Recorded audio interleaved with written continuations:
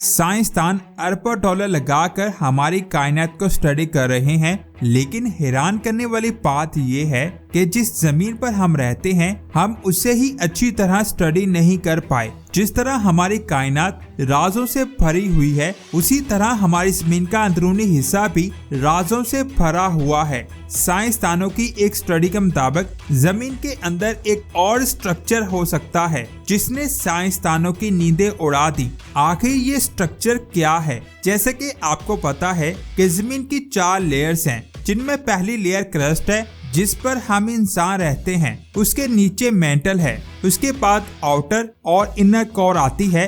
ये स्टडी कई सालों से बुक्स में पढ़ाई जा रही हैं, लेकिन 2021 में ऑस्ट्रेलिया की नेशनल यूनिवर्सिटी के साइंसदान स्टीफन ने एक पेपर पब्लिश किया जिसके मुताबिक जमीन के अंदर एक और स्ट्रक्चर हो सकता है। उसने इसका अंदाजा जमीन पर फटने वाले वोल्केनोस और जमीन के अंदर बनने वाली सेस्मिक वेव को स्टडी करके लगाया। इसके अलावा भी कई साइंसदानों ने इस चीज को स्टडी किया। पिछली स्टडी के मुताबिक जमीन की इनर कोर, जिसका टेम्परेचर 5000 डिग्री है, उसका वॉल्यूम जमीन के टोटल वॉल्यूम का 1% है, यानी जमीन के अंदर सिर्फ और सिर्फ एक इनर कोर है। लेकिन स्टीफन की नई स्टडी के मुताबिक जमीन की इनर कोर के अंदर 2 मुख्तलिफ लेयर्स हो सकती हैं, यानी इस कोर के अंदर एक और स्ट्रक्चर छुपा हुआ है जिसके बारे में हमें पहले नहीं पता था। हम यही समझते थे कि जमीन के अंदर सिर्फ एक कोर है, लेकिन उसके अंदर या उसके करीब एक और स्ट्रक्चर छुपा हुआ है। इस बात ने साइंस की दुनिया में तहलका मचा दिया।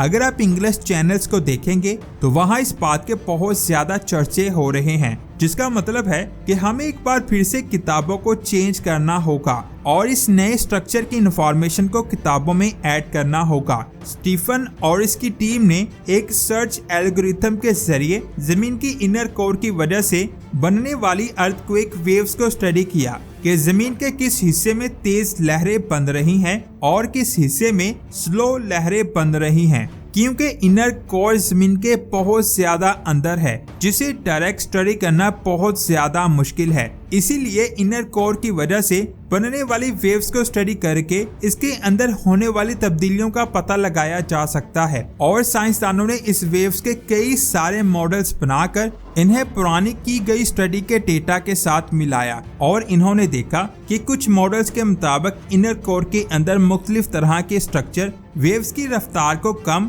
या ज्यादा करते हैं, लेकिन कुछ मॉडल्स ऐसे थे जिनके मुताबिक वेव्स जमीन के इक्वेटर की तरफ ज्यादा तेज होती हैं और कुछ मॉडल्स ये बता रहे थे कि इनर कोर में मौजूद कोई चीज इन लहरों की रफ्तार उस तरफ तेज करती है जिस तरफ जमीन अपने एक्सिस पर घूमती है। यानी ये मॉडल्स इस बात की तरफ इशारा कर रहे थे कि जमीन की इनर कोर के अंदर कोई ना कोई नया स्ट्रक्चर मौजूद है। लेकिन सब मॉडल्स की स्टडी करने के बाद भी हम इनर कोर की गहराई को अच्छी तरह स्टडी नहीं कर पाए। लेकिन साइंसदानों ने मजीद ये भी देखा कि जब कोर 54 डिग्री के एंगल पर झुकती है तो इसकी डायरेक्शन में बहुत कम तब्दीली आती है, जिससे लहरें जमीन की रोटेशन की डायरेक्शन की तरफ तेज होती हैं। लेकिन अभी भी हमारे पास इनके बारे में कोई डिटेल नहीं है। लेकिन साइंसदानों का कहना है कि ये स्ट्रक्चर लोहे के क्रिस्टल से बना हुआ है जो बहुत ज्यादा अजीब बिहेव कर रहा है। आज से कुछ दिन पहले मैंने एक वीडियो बनाई थी जिसमें मैंने बताया था कि जमीन के अंदर एक और समुद्र दरियाफ्त हुआ है। अगर आपने वो वीडियो नहीं देखी तो जल्दी से जाकर देखें, लिंक आपको नीचे डिस्क्रिप्शन में मिल जाएगा। इस समुद्र का पानी जमा हुआ है जिसका साइज जमीन के ऊपर मौजूद समुद्र से कई गुना ज्यादा बड़ा है। साइंसदान को अभी नहीं पता कि उसके अंदर क्या है, लेकिन हो सकता है कि उसके अंदर लाइफ मौजूद हो। इस समुद्र के बाद अब ये स्ट्रक्चर फाइंड हुआ है। ये सारी चीजें इस बात की तरफ इशारा करती हैं कि जमीन के अंदर भी कोई और जमीन मौजूद है और कई ऐसे स्ट्रक्चर हो सकते हैं जिनके बारे में हमें नहीं पता। वैसे आपका इनके बारे में क्या ख्याल है, नीचे कमेंट्स करके जरूर बताएं। इसके बाद इस तस्वीर को देखें जो बहुत ही शानदार तस्वीर है। इसे हबल स्पेस टेलीस्कोप ने खींचा है। ये 3 गैलेक्सीज हैं जो पूटीज कॉन्स्टेलेशन में मौजूद हैं। दूर से देखने पर ऐसा लग रहा है कि ये दोनों गैलेक्सीज एक दूसरे से जुड़ी हुई हैं, लेकिन असल में ये तीनों गैलेक्सीज एक दूसरे से 50,000 लाइट ईयर दूर हैं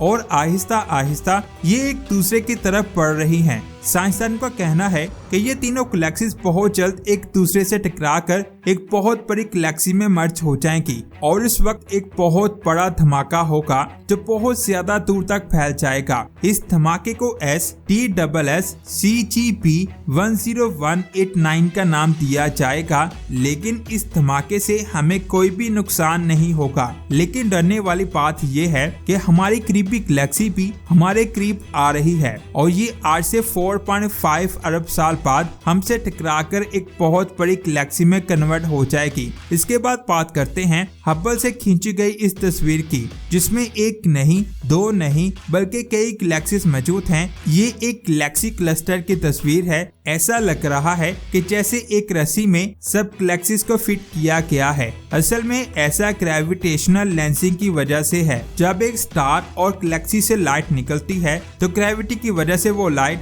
एक लेंस बन जाती है, जिसे ग्रेविटेशनल लेंसिंग कहते हैं। और जब ये लेंस किसी स्टार या गैलेक्सी के करीब से गुजरता है तो ये लेंस उस गैलेक्सी के करीब रोशनी का एक सर्कल बनाता है और उस स्टार या गैलेक्सी को मैग्नीफाई की तरह बड़ा करके दिखाता है, जिसे टेलीस्कोप आसानी से कैप्चर कर लेता है। और ये तस्वीर भी इसी लेंस की वजह से बनी है। इस गैलेक्सी क्लस्टर के करीब वाली गैलेक्सी से निकलने वाली लाइट ने ग्रेविटेशनल लेंस को बनाया और जब ये लेंस इस क्लस्टर के करीब से गुजरा तो इसने गैलेक्सी के चारों तरफ रोशनी का एक सर्कल बनाया और इन्हें बड़ा करके दिखाया, जिससे ये शानदार तस्वीर बनी जो अल्लाह की कुदरत का एक अजीम शाकार है, जिसे देखकर दिल अल्लाह अकबर कहने पर मजबूर हो जाता है। इसके बाद इस तस्वीर को देखें तो आपको ऐसा लगेगा जैसे एक परिंदा आसमान की तरफ बहुत तेजी के साथ जा रहा है। ये उसकी चोंच है, ये आंख है और ये उसके पर है। जब साइंसदानों ने पहली बार इस तस्वीर को देखा